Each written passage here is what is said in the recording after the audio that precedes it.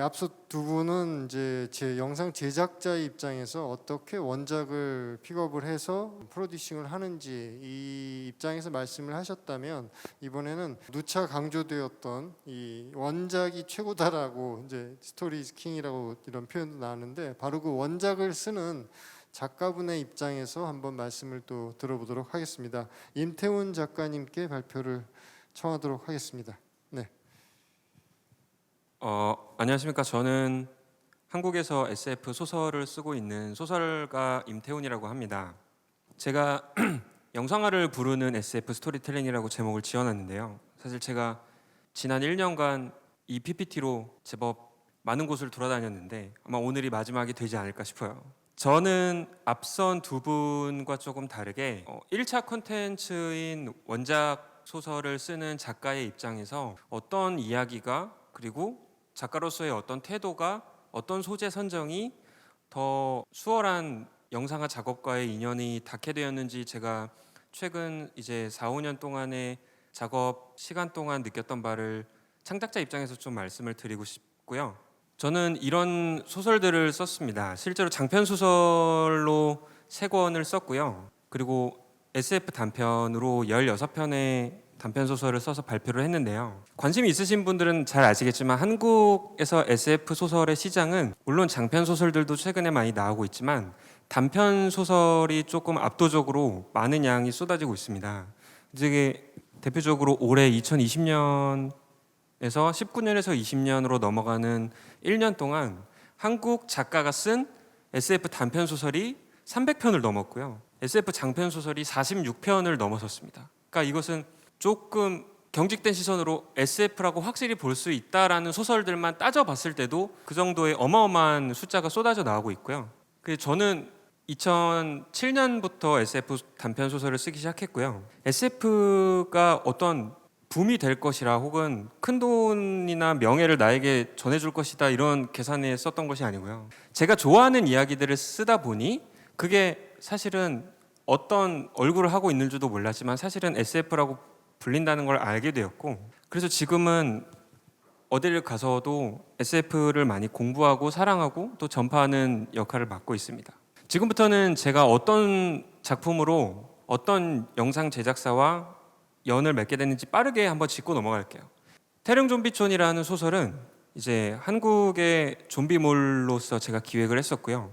태릉선수촌이라, 지금은 태릉이 아니라 진천선수촌으로 옮겼는데, 태릉선수촌이라는 공간에 좀비 바이러스가 퍼진다면 어떤 일이 벌어질까라는 기획으로 썼던 이야기고요. 처음에는 이제 종이책 소설로 기획을 하고 있던 와중에 네이버라는 플랫폼에서 연재를 하게 되었고요. 사실은 한 권의 종이책 분량보다 웹소설로 연재가 될 때는 4-5배의 분량이 조금 필요합니다. 그러면서 자연스럽게 좀 스케일이 커졌고, 연재가 다 끝내기 전에 2차 창작으로 웹툰 판권 제안이랑 영화 판권 제안을 받았어요. 그래서 빅스톤 픽처스라는 영화사에 판권을 팔았고요. 명량이라는 영화를 제작한 곳입니다.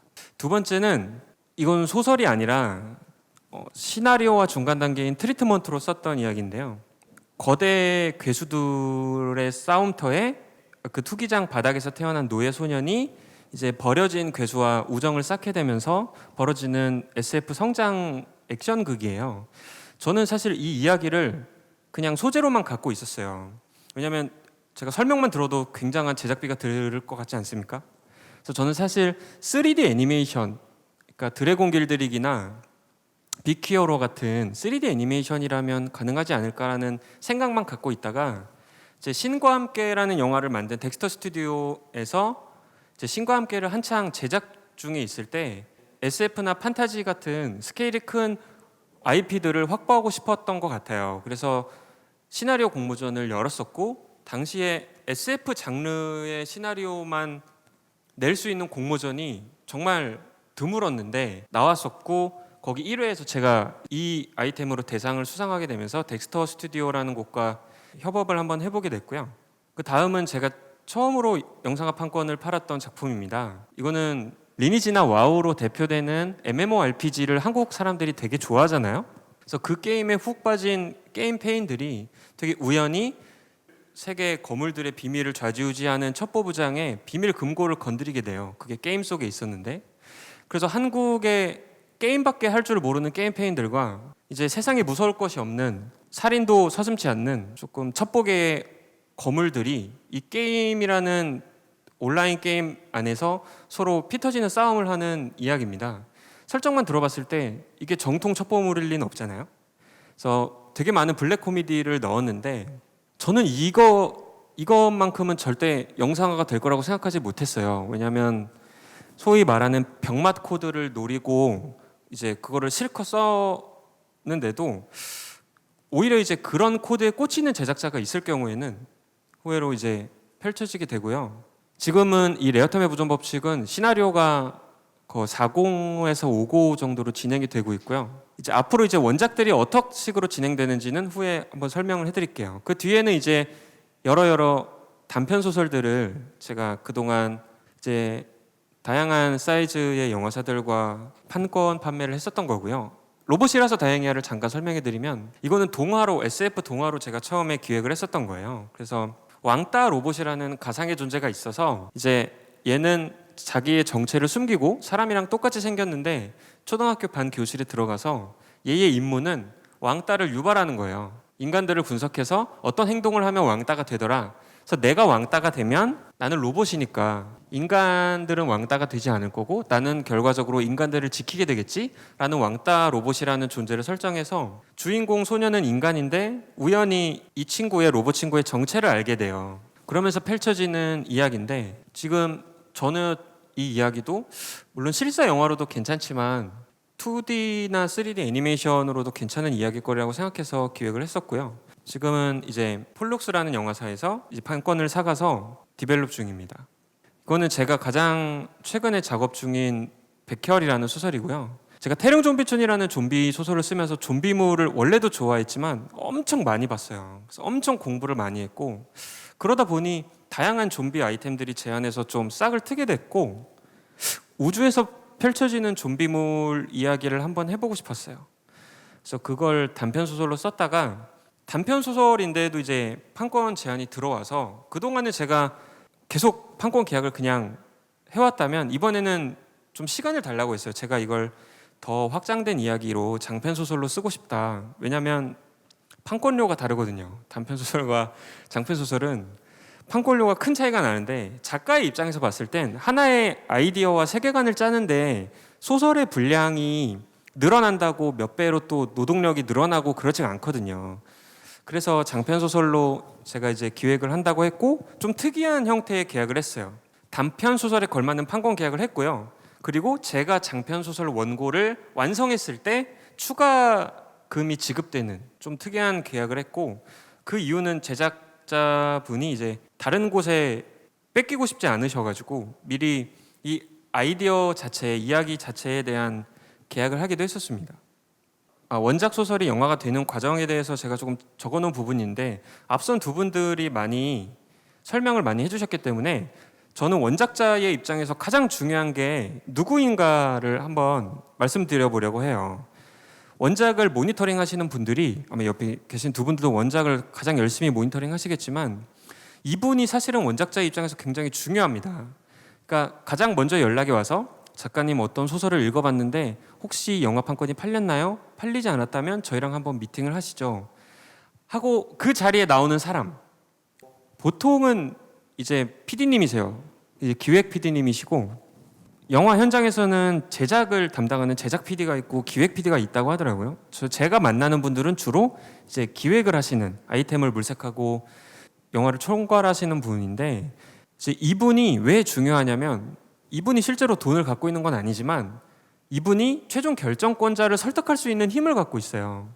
그래서 좀 전에 말씀드렸지만 제가 병맛 코미디로 쓴 것도 10명이 있다면 그중에 8명, 9명을 설득시킬 수 있는 기획은 아니겠지만 제 아이템을 마음에 들어 하신 이 기획 PD님이 제 이야기를 크게 흠뻑 빠지거나 혹은 매료되어 있는 상태라면 최종 결정권자에게 되게 온 힘을 다해 설득을 하시죠. 그러면 사실은 원작자가 써놓은 소설들이 뭐 예를 들면 좀비물 싫어하는 사람들도 많잖아요. 그런 호불호를 넘어서서 실제로 현장에서 벌어졌을 때 저는 내가 만인을 모두 설득시킬 수 있는 이야기를 쓸 필요는 없겠구나. 어떤 이야기가 영상화가 되는 과정 가운데에는 누군가가 그 이야기에 매료됐고 또 더 위를 설득할 수 있는 동기부여가 돼 있는 상태라면 좀 다양한 이야기들이 영상화 될 수 있는 환경이 됐다고 생각을 하고요. 그러면 실제로 저는 이제 원작자 입장에서 협상 테이블에서 무엇이 가장 중요한가를 따져보게 돼요. 그러면 제일 많이 물어보는 게 왜 이 이야기를 택했는가라는 거거든요. 보통 작가들이 자기 이야기를 자식의 비유를 많이 하잖아요. 그래서 애지중지 키운 자기 자식이 결혼을 하게 되면 이제 내 자식을 데려가겠다는 곳에 과연 얼마만큼 돈이 있나, 잘 살고 있나, 가문의 분위기는 어떤가, 애를 고생시키진 않으려나, 되게 까다롭게 보게 되는 어떤 장인어른의 심정이 되는 것 같아요. 그랬을 때 제가 제일 중요하게 던지는 질문이 이게 왜 매력이 있다고 생각하세요? 라는 질문이었고, 이제 제가 이 PPT를 만들게 된 가장 결정적인 원인 중에 하나인데, 저는 여러 편의 소설을 계속 꾸준히 써왔고 영상화 판권 경험도 여러 번 해봤지만 소설을 처음 쓰기 전에 이걸로 꼭 나는 영화로 만들어야지 혹은 이거는 드라마로 만들어야지 라고 결심하고 이야기를 쓰는 편은 아니었어요. 거꾸로 이제 주변의 작가님들이 영상화 판권에 대해서 이런 질문을 던졌을 때 저 스스로 질문을 해보게 되더라고요. 그렇다면 내 판권을 가져가신 분들이 이걸 왜 선택했는지 이야기를 듣는 게 어떻게 보면 나 자신도 모르고 있던 내 어떤 작업 스타일 혹은 창작 논리를 알 수 있는 시간이 되지 않을까 싶어서 질문을 던지게 됐고요. 금액이 되게 중요합니다. 이거는 작가 입장에서 짧게 하고 넘어갈게요. 실제로 작가들이 돈이 필요한 것도 필요한 거지만 어떤 액수의 원작 판권료를 제시해서 가져가느냐에 따라 실제 이 이야기가 완성이 돼서 영화로든 드라마로든 혹은 웹툰으로든 완성이 돼서 독자들과 관객들과 만나야 되잖아요. 그러려면 많은 액수가 들어간 프로젝트일수록 이제 제작사 입장에서도 리스크 관리를 해야 되지 않겠습니까? 그래서 이걸 그냥 속된 말로 방치 플레이라고 하죠. 그냥 방치 플레이를 하는 작품이 있고 그러지 못한 작품이 있다고 하면 거기서 작가가 사실은 믿을 수 있는 담보는 금액인 것 같아요. 그래서 더 높은 금액을 제시하는 제작사도 사실은 굉장히 중요한 거고, 그래서 원작자 분들에게도 계속 그런 얘기를 해요. 내가 만약에 A라는 작품을 써서 어떤 영화 제작사에서 연락이 왔는데 내 마음에 쏙 드는 액수는 아니지만 여기를 거절했다가 내가 한 5년, 10년 동안 이 이야기가 아무도 탐내하지 않으면 어떡하지? 이런 걱정은 이제 저도 했었고 많은 작가분들이 하는 걱정인데, 그럴 때마다 제가 해드리는 이야기가 실제로 받는 액수도 중요하지만 현장에서 내 이야기가 아무리 그 큰 액수를 받고 판권료를 팔아도 제일 중요한 거는 이제 완성돼서 만나야 되는 거잖아요. 그렇기 때문에 까다롭게 봐야 되고, 내가 지금 이 이야기를 당장 내가 킵해 둔다고 해서 아무도 안 가져간다라는 생각은 안 하는 게 좋은 것 같아요. 실제로 좋은 이야기는, 한 명이 좋게 본 이야기는 시간이 흐르면, 그리고 그렇게 긴 시간이 흐르지 않고서도 분명히 접촉하는 제작자분들이 많고요. 특히 최근 1, 2년 동안은 제가 굳이 이런 이야기를 할 필요 없이 굉장히 많은 제작사에서 SF 원작 소설들을 찾고 있기 때문에 꼭 소설이 아니더라도 1차 원천 스토리를 창작하시는 분 입장에서는 일종의 자기 최면도 필요해요. 자뻑도 필요해서 내가 애지중지 키운 작품인데 내가 원하는 만큼, 내가 원하는 상태, 내가 원하는 수준의 대우를 해주는 곳과 계약할 거야 라는 일종의 마인드 컨트롤도 좀 필요하다고 생각합니다. 이제 그 뒤로 제가 이제 중요하게 생각한다고 써놓은 조건들이고요. 3번에 대해서 잠깐 부연 설명을 드리면, 요즘은 이제 2차 창작 계약이 되게 다양해졌어요. 그래서 영화 판권을 파는 것인지 혹은 드라마 판권을 파는 것인지 그 두 개를 같이 계약을 하는 것인지, 혹은 넷플릭스나 왓챠 같은 이제 OTT 서비스들도 생겨나서 웹툰이라면 이게 어떤 플랫폼에 서비스되는 웹툰인지 이런 것들에 대해서 굉장히 계약이 세분화되었고, 그래서 계약서들을 쓸 때도 좀 그런 것들을 꼼꼼히 좀 따져 보셔야 돼요. 그래서 저도 예를 들면 태릉좀비촌이라는 아까 그 소설은 영화 판권이 먼저 팔리고 그다음에 이제 웹툰 판권이 팔리고 올해 봄에 드라마 판권이 팔렸거든요. 근데 처음에 드라마 판권이 내가 갖고 있나? 긴가민가한 거예요. 저는 영화 판권을 팔았을 때 나는 영상화 판권을 판 줄 알았는데, 그래서 허겁지겁 계약서를 뒤져봤죠. 허겁지겁 계약서를 뒤져봐서 이게 명시가 영상화로 되어 있는지 혹은 영화화로 되어 있는지가 굉장히 중요해요. 그걸로 저의 1년 수입이 좌우될 만큼 큰 사건이었는데 다행히 구분이 되어 있었고, 그래서 영화 판권을 판 이야기를 또 드라마로 2번 팔 수 있었어요. 그래서 이런 것들을 이제 차후 계약을 하실 때 신중하게 잘 명시해서 혹은 그 전에 잘 협의하는 게 중요하겠죠. 그러면 이제 저의 작법 스타일에 대해서 잠깐 설명을 해드리면, 어떤 이야기가 영상화되기 수월할까를, 이건 이제 창작자 입장에서 조금 고민을 해보고 고찰해봤을 때 제가 내린 답변입니다. 여러 작가들이 있어요. 어떤 소설가들은 인물에서부터 이야기를 시작하고요. 어떤 소설가들은 세계관을 먼저 짜고 이야기를 시작합니다. 실제로 세계적인 SF 작가들을 보면 이 세계관을 먼저 짜고 들어가는 작가들이 꽤 있거든요. 그래서 주로 이제 덕들을 양산하는 작가들이 이런 세계관이 강점인 작가들이죠. 그럼 저 같은 경우는 그 인물이나 세계관으로 출발하지 않고 저는 늘 상황에서 출발했던 것 같아요. 소설을 처음 이제 제안해서 발상이 움텄을 때의 출발점은, 태릉 좀비촌 같은 경우는 그 엘리트 체육 선수들이 있는 선수촌에 좀비 바이러스가 퍼지면 어떨까라는 식으로 질문을 던지고요. 로봇이 만약에 이제 인간처럼 흡사해진다면 초등학교 교실에 들어가서 왕따를 스스로 유발하는 로봇이 있다면 어떨까? 혹은 이제 다른 행성으로 떠나는 세대간 이민 우주선에서 좀비 바이러스가 퍼진다면 어떨까? 라는 질문을 던지는데요. 이 질문 안에는 이미 상황이 전제가 되어 있어요. 그래서 제가 제일 고민하는 건 내가 던진 질문에 가장 그럴듯한 장면을 찾는 거예요. 그러면 사실은 완성된 이야기에서 봤을 때 이 질문에 대한 대답이 이미 클라이막스가 돼요. 그래서 저는 인물에서부터 출발하는 작가도 아니고 세계관에서 출발하는 작가도 아니고 저는 클라이막스에서 출발하는 작가더라고요. 그러다 보니 제가 인물을 짠다면 이 클라이막스에 가장 적당한 인물을 찾게 돼요. 당연히 배경이 태릉 선수촌이라면 그래도 엘리트 운동선수여야겠지? 메달리스트겠지? 그리고 좀비들이랑 싸워야 되니까 붙잡히면 안 될 거야. 그래서 주인공은 유도 선수입니다. 그래서 유도 선수가 주인공이 되니까, 유도 선수는 근접전에서 싸우니까 만약에 그거를 보완해주는 원거리 유닛이 있어야겠다. 그래서 주인공이 사랑하는 여주인공은 이제 양궁 선수로 설정이 됐어요. 그러니까 이게 모든 게 클라이막스가 설정되고 그 클라이막스에 유기적으로 봉사할 수 있는 인물들을 짜고, 그리고 나서 이제 세계관을 설계하는 거죠. 그러면은 사실은 작품에서 주제도 굉장히 중요하죠. 가장 중요한 유형 중에 하나가, 어떤 작가들은 주제에서 시작하는 작가들이 있습니다.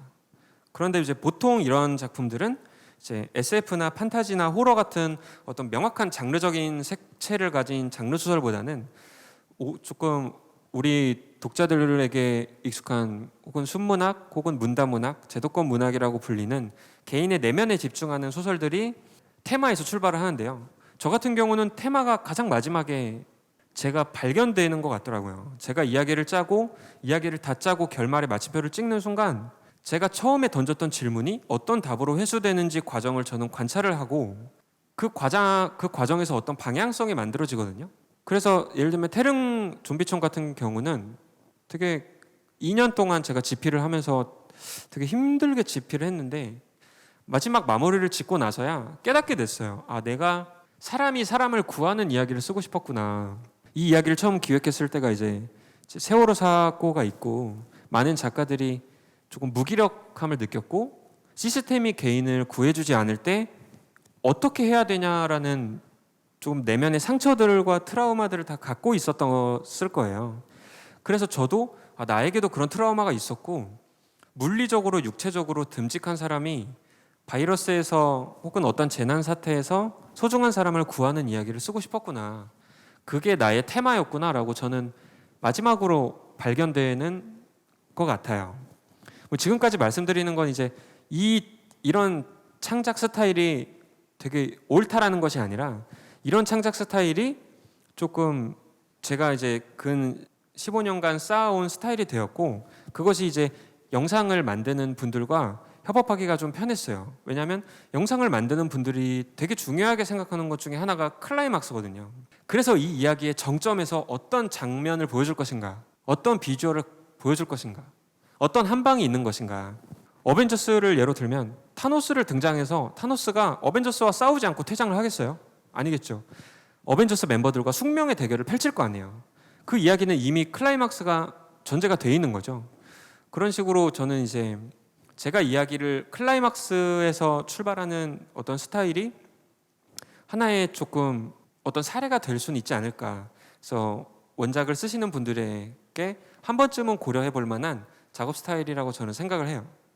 이제 그 뒤로는 이제 시간이 조금 많이 부족하기 때문에 제가 이제 더 디테일하게 영상화되기 쉬운 작법 스타일에 대해서 설명해 놓은 거지만, 이거는 이제 차후 저희가 시간이 된다면 질의응답 시간 동안에 함께 하도록 하겠고요. 저는 마지막으로 SF를 사랑해서 계속 소설을 써왔어요. 그래서 주변에 어떤 분들은 와, 존버하고 계속 SF 소설을 쓰니까 어느 순간 빛을 보는구나라고 얘기를 하더라고요. 그래서 저도 이제 너스레를 떨면서 그래, 역시 존버가 답이야라고 얘기를 하다가 어느 순간 이 존버라는 문장에 버틴다라는 뜻이 있잖아요. 이 버의 약자가 버틴다잖아요.